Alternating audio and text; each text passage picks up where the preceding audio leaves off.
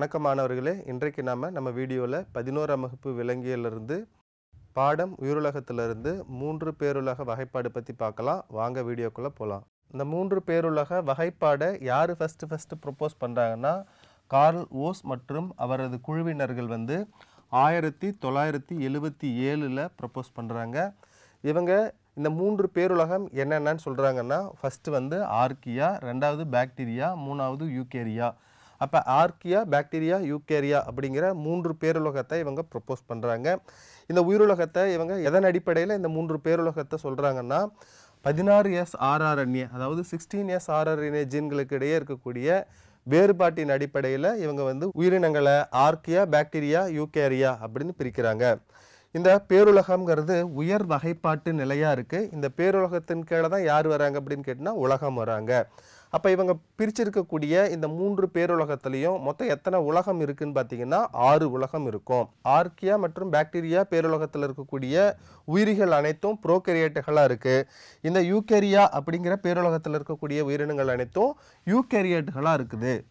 So இந்த யூகேரியாவோட bacteria நெருங்கிய தொடர்பில் இருக்கா அல்லது ஆர்க்கியா நெருங்கிய தொடர்பில் இருக்கான்னு நம்ம பார்க்குறப்ப பாக்டீரியாவை விட ஆர்க்கியா தான் யூகேரியாவோட நெருங்கிய தொடர்பில் இருக்குது.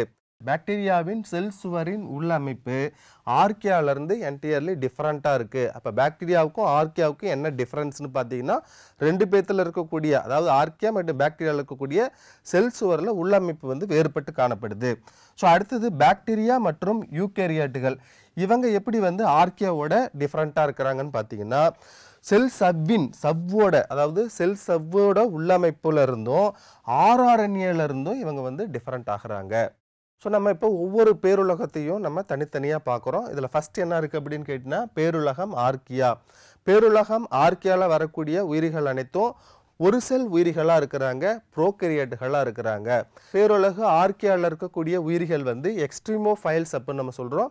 ஏன் அப்படின்னு கேட்டிங்கன்னா, நம்ம சாதாரணமாக வாழ இயலாத எக்ஸ்ட்ரீம் கண்டிஷனில் அதாவது சாதகமற்ற சூழ்நிலையிலையும் இந்த உயிரிகளால் வாழ முடியும். அதனால் இந்த ஆர்க்கியாவில் இருக்கக்கூடிய உயிரிகளை நம்ம எக்ஸ்ட்ரீமோஃபைல்ஸ்னு சொல்கிறோம். இந்த எக்ஸ்ட்ரீமோஃபைல்ஸ் அதாவது சாதகமற்ற சூழ்நிலைன்னு சொல்கிறோம். என்னென்ன சாதகமற்ற சூழ்நிலைன்னு பார்த்தீங்கன்னா, எரிமலை வாய்ப்பகுதி, எரிமலை வெடிச்சிட்டு இருக்கும், அதோட வாய்ப்பகுதியில் டெம்பரேச்சர் ரொம்ப அதிகமாக இருக்கும். அந்த டெம்பரேச்சர்லேயும் இந்த உயிரிகளால் வாழ இயலும். ஸோ அடுத்தது வெப்பநீர் ஊற்றுகள்.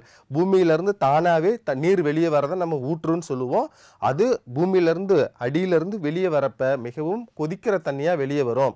அப்போ அதை நம்ம வெப்பநீர் ஊற்றுகள்னு சொல்கிறோம். அதுலேருந்து வெளியே வரக்கூடிய தண்ணீரோட டெம்பரேச்சர் பார்த்திங்கன்னா கிட்டத்தட்ட 100 டிகிரி செல்சியஸ் அளவுக்கு கூட இருக்கலாம். ஸோ அந்த வெப்பநீர் ஊற்றுகள்லையும் இந்த ஆர்க்கியா உயிரிகள் உயிர் வாழ்கிறாங்க. அடுத்தது துருவ பகுதியில் இருக்கக்கூடிய பனிப்பாலங்கள். ஸோ பெரிய பெரிய பனிப்பாறைகள் இருக்கு இல்லைங்களா, அந்த பாறைகள்லையும் என்ன பண்ணோம் அப்படின்னு கேட்டிங்கன்னா, பனிப்பாறைகள்லையும் இந்த ஆர்க்கியா உயிரிகள் உயிர் வாழ்கிறாங்க. ஸோ ஆர்க்கியாவில் இருக்கக்கூடிய உயிரிகள் எவ்வாறு உணவு தயாரிச்சுக்கிறாங்க அப்படிங்கிறத பார்க்குறோம். ஸோ இப்போ எரிமலை சாம்பல்கள்லேருந்து ஹைட்ரஜன் சல்ஃபைடுங்கிற ஒரு பொருள் வரும். அதோட இன்னும் சில வேதிப்பொருட்களை சேர்த்து தன்னோட உணவை இவங்க தயாரிச்சுக்கிறாங்க. அது மட்டும் கிடையாது, பெரும்பாலான ஆர்க்கியா உயிரிகள் மெத்தனோஜன்களாக இருக்கிறாங்க. அது என்ன மெத்தனோஜன் அப்படின்னு பார்த்தோம்னா, ஸோ இவங்களோட வளர்சிதை மாற்ற நிகழ்வின் பொழுது மீத்தேனை உருவாக்கி சுற்றுப்புறத்தில் வெளியிடுறாங்க. அப்போ மீத்தேனை உருவாக்குபவர்களாக இந்த ஆர்க்கியா உயிரிகள் இருக்கிறதுனால இவங்களை நம்ம மெத்தனோஜன் அப்படின்னு நம்ம சொல்கிறோம். ஸோ அடுத்தது ஹோலோஃபைல்ஸ் அப்படின்னு நம்ம சொல்கிறோம். ஸோ இந்த எக்ஸ்ட்ரீம் சலைனிட்டி வாட்டரில் அதாவது அதிக உப்புத்தன்மை கொண்ட நீரில் இவங்க உயிர் வாழ்கிறதுனால இந்த உயிர்களை நம்ம ஹோலோஃபைல்ஸ் அப்படின்னு நம்ம சொல்கிறோம். ஸோ அடுத்தது தெர்மோ அசிடோஃபைல்ஸ் அப்படின்னு நம்ம சொல்கிறோம். தெர்மோங்கிறது டெம்பரேச்சர், அசிடோங்கிறது ஆசிட் அமிலம். அப்போ மிக அதிகமாக டெம்பரேச்சரும் மிக அதிகமாக அசிடிக் கண்டிஷன் அதாவது அமில சூழ்நிலை இருக்கக்கூடிய இடத்துலையும் இந்த ஆர்க்கியா உயிரிகள் உயிர் வாழ்கிறதுனால இவங்களை நம்ம தெர்மோ அசிடோஃபைல்ஸ்னு சொல்கிறோம். பேருலகு பாக்டீரியாவில் இருக்கக்கூடிய அனைத்து உயிரிகளும் அதாவது அனைத்து பாக்டீரியாக்களுமே பார்த்தீங்கன்னா ப்ரோகேரியேட்டுகளாக இருக்கிறாங்க. இப்போ ப்ரோகேரியேட் அப்படின்னு கேட்டிங்கன்னா ஃபஸ்ட்டு ஒரு நியூக்ளியர் ஸ்ட்ரக்சர், ஃபஸ்ட்டு ஃபார்ம்டு நியூக்ளியஸை கொண்டு இருக்கக்கூடிய உயிரிகளை நம்ம ப்ரோகேரியேட்டுகள்னு சொல்கிறோம். ஸோ அனைத்து பாக்டீரியாக்களுமே ப்ரோகேரியேட்டுகள் தான்.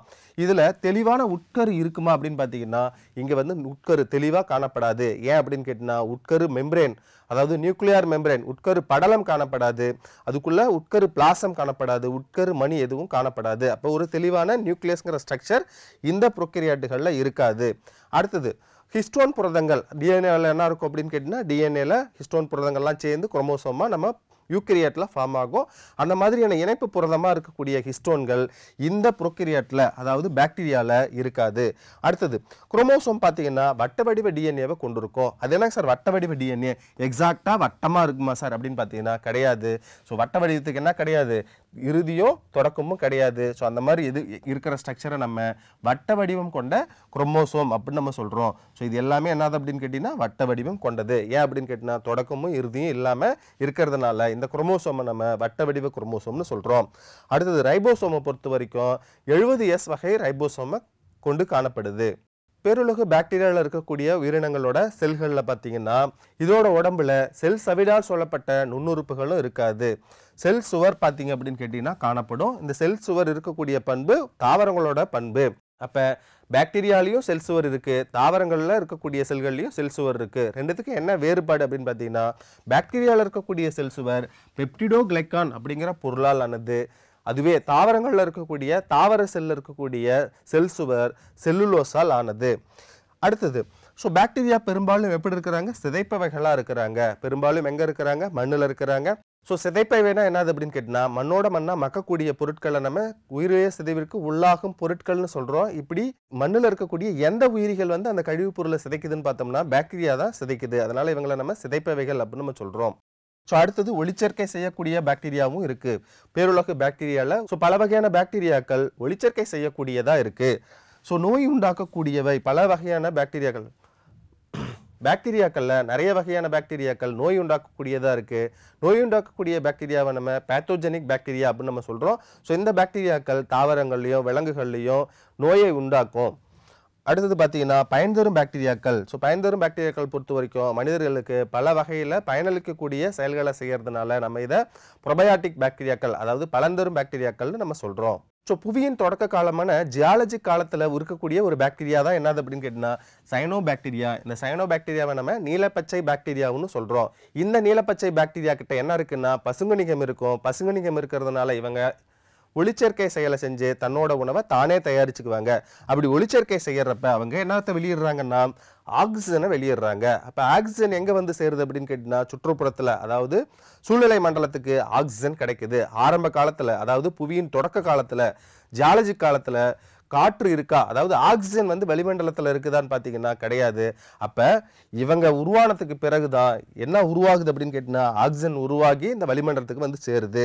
அப்போ புவியின் தொடக்க காலத்தில் காற்றற்ற சூழல்ல இருந்து காற்றுடைய சூழல் அதாவது ஆக்சிஜன் இல்லாத சூழல்ல இருந்து ஆக்சிஜன் இருக்கக்கூடிய சூழலாக மாற்றுறது யார் அப்படின்னு கேட்டிங்கன்னா இந்த சயனோ பாக்டீரியா தான்.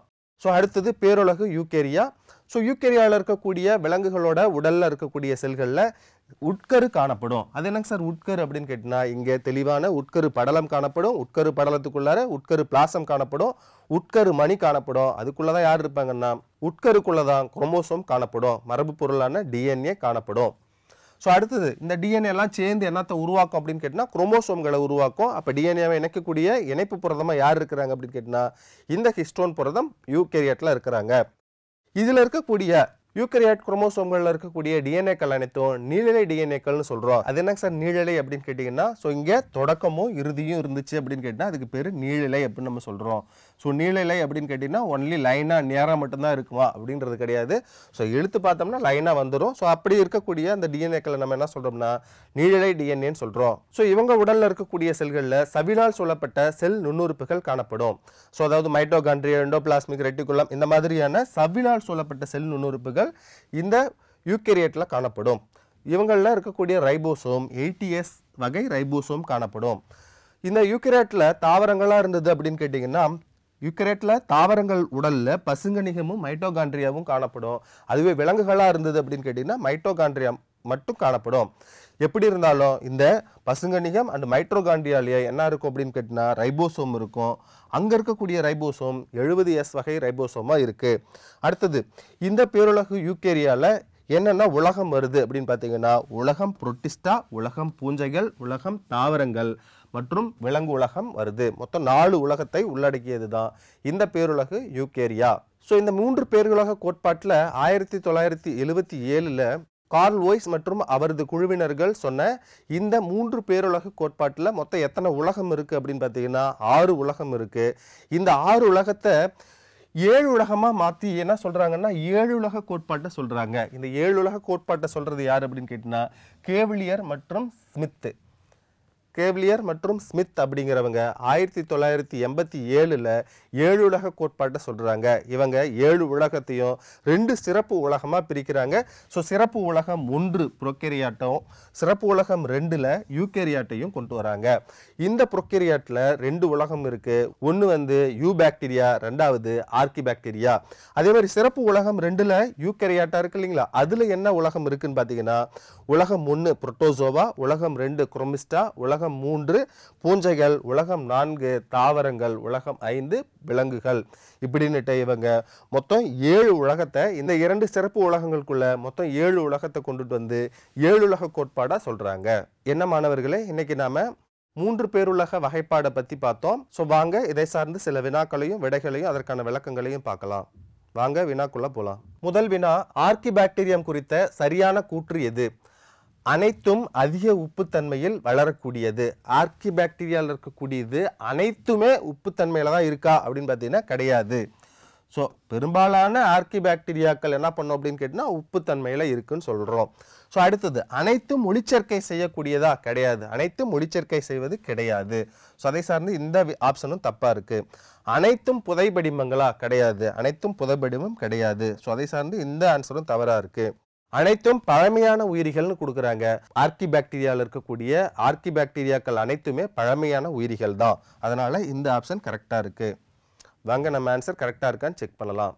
ஆர்கிபாக்டீரியம் குறித்த சரியான கூற்று எதுங்கிற வினாவுக்கு அனைத்தும் பழமையான உயிரிகள்ங்கிறது சரியான விடையா இருக்கு. வாங்க அடுத்த கொஸ்டின் பார்க்கலாம். மெத்தனோஜெனிக் உயிரினங்கள் எங்கு அதிகமாக காணப்படுகின்றன? ஸோ மெத்தனோஜெனிக் உயிரினங்கள்னா மெத்தனோஜென்ஸ்ன்னு நம்ம பொதுவாக சொல்கிறோம். இவங்க என்ன பண்ணுவாங்க அப்படின்னு கேட்டிங்கன்னா மீத்தேனை வெளியிடுவாங்க. அப்போ எங்கே மீத்தேனை வெளியிடுறாங்க, அதற்கான சூழ்நிலை என்ன, எங்கே இருக்குது அப்படிங்கிறத நம்ம பார்க்குறோம். ஃபஸ்ட்டு வெப்பநீர் ஊற்று, ரெண்டாவது பனிப்பாறை, மூணாவது மாட்டு கொட்டகை, நான்காவது நீரோடை. இந்த மெத்தனோஜன் இங்கே இருக்கக்கூடிய ஆப்ஷனை பொறுத்து இந்த மெத்தனோஜன் எங்கே இருக்குன்னு பார்த்தோம்னா கால்நடைகளில் காணப்படும். கால்நடையில் வயிற்றில் என்ன இருக்கும் அப்படின்னு கேட்டிங்கன்னா இந்த மெத்தனோஜன் இருக்கும். அதாவது இந்த மெத்தனோஜன் என்னத்தை எதுக்கு உதவுது அப்படின்னு கேட்டிங்கன்னா கால்நடைகள் சாப்பிடக்கூடிய உணவை செரிக்கிறதுக்கு இந்த மெத்தனோஜன் அவங்களோட உடலில் உயிர் வாழுவாங்க. ஸோ இந்த மெத்தனோஜன்ஸ் என்ன பண்ணுவாங்க அப்படின்னு கேட்டிங்கன்னா மீத்தேனை ப்ரொடியூஸ் பண்ணி வெளியே விடுவாங்க. அப்போ கால்நடைகளோட வயிற்றில் உணவு செரிக்கிறப்ப மீத்தேன் வந்து வெளிப்படும். இதை பொறுத்து நமக்கு வெப்பநீர் ஊற்றுகள்லையோ பனிப்பாறையிலையோ நீரோடையிலையோ இந்த மெத்தனோஜன் இருக்கான்னு பார்த்தா கிடையாது. மெத்தனோஜன் எங்கே இருக்குது? கால்நடைகளின் வயிற்றில் காணப்படுது. கால்நடைகளின் உணவு செரித்தலின் போது மீத்தேனை வெளியிடுது. இதை பொறுத்து நமக்கு மாட்டு கொட்டகை அப்படிங்கிறது சரியான விடையாக இருக்குது. மீதி 3ம் அதாவது வெப்பநீர் ஊற்று, பனிப்பாறை மற்றும் நீரோடை, இது 3த்துலேயும் இந்த மீத்தேனை ப்ரொடியூஸ் பண்ணக்கூடிய பாக்டீரியாக்கள் இல்லை. அதனால் இந்த 3 விடையும் தவறாக இருக்குது. வாங்க நம்ம ஆன்சர் கரெக்டாக இருக்கான்னு செக் பண்ணலாம். ஸோ மெத்தனோஜெனிக் உயிரினங்கள் எங்கு அதிகமாக காணப்படுகின்றன அப்படிங்கிறதுக்கான ஆன்சராக மாட்டு கொட்டகை அப்படிங்கிறது விடையாக இருக்குது. வாங்க அடுத்த கொஸ்டின் பார்க்கலாம். விலங்குலகத்தின் முக்கிய பண்பு. ஸோ 4 ஆப்ஷன் கொடுத்துருக்காங்க. இதில் ஃபஸ்ட்டு வந்து உற்பத்தியாளர்களை நேரடியாக சார்ந்திருத்தல், ரெண்டாவது உற்பத்தியாளர்களை மறைமுகமாக சார்ந்திருத்தல், மூணாவது குளோரோஃபில் இருத்தல், நாலாவது செல் சுவர் இல்லைன்னு கொடுத்துருக்காங்க. ஃபஸ்ட்டு நமக்கு உற்பத்தியாளர்கள்லாம் என்னன்னு தெரியணும். உற்பத்தியாளர்கள்னு பொதுவாக நம்ம தாவரங்களை சொல்கிறோம். தாவரங்களில் பசுங்கணிகம் இருக்கும். பசுங்கணிகத்தின் மூலமாக ஒளிச்சேர்க்கை செய்யும். ஒளிச்சேர்க்கை மூலமாக தனது உணவை தானே தயாரித்து கொள்ளும்.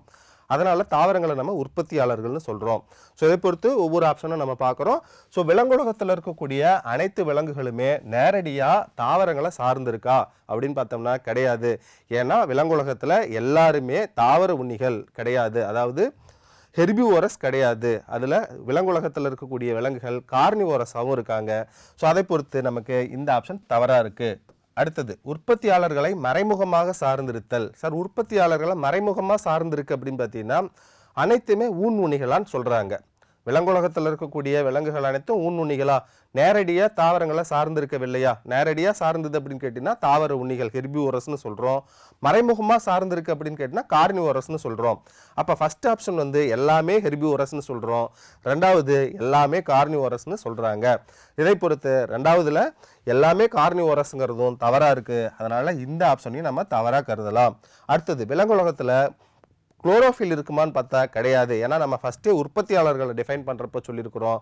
உற்பத்தியாளர்களில் குளோரோஃபில் இருக்கும், அவங்களால ஃபோட்டோசிந்தசிஸ் பண்ண முடியும், தனது உணவை தானே தயாரிச்சுக்கிறாங்க, அதனால தான் அவங்கள உற்பத்தியாளர்கள்னே சொல்கிறோம்.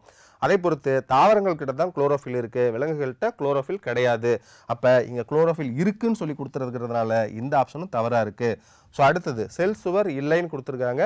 ஸோ விலங்குலகத்தில் இருக்கக்கூடிய செல்கள் எந்த செல்களிலுமே, விலங்குலகத்தில் இருக்கக்கூடிய விலங்குகளின் உடல்களில் உள்ள எந்த செல்களிலுமே செல் சுவர் கிடையாது அப்படிங்கிறது கரெக்டாக கொடுத்துருக்காங்க.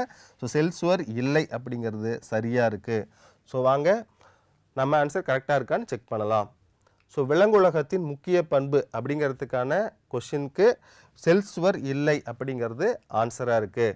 என்ன மாணவர்களே, இன்றைக்கு நம்ம வீடியோவில் 3 பேருலக வகைப்பாடு பற்றின கான்செப்ட், அதை சார்ந்த வினாக்கள், விடைகள் மற்றும் விளக்கங்களை பற்றி பார்த்தோம். உங்களுக்கு பயனுள்ளதாக இருக்கும். மீண்டும் வேறு ஒரு வீடியோவில் வேறு ஒரு கான்செப்டை பார்க்கலாம். நன்றி, வணக்கம்.